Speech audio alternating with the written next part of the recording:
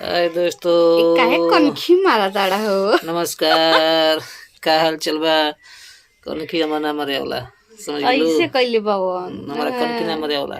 कनखी न मारे वाला ना, ई खाली आँख मारलन।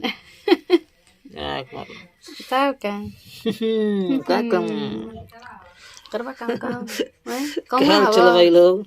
ठीक ठाक है? ई एकदम ठीक ठाक बावन।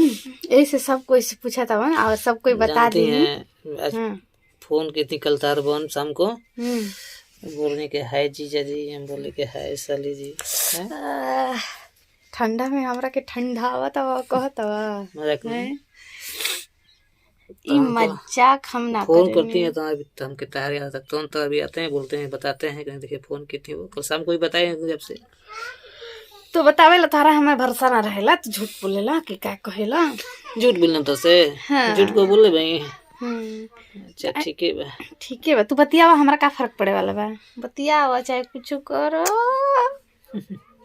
ठीक है बा।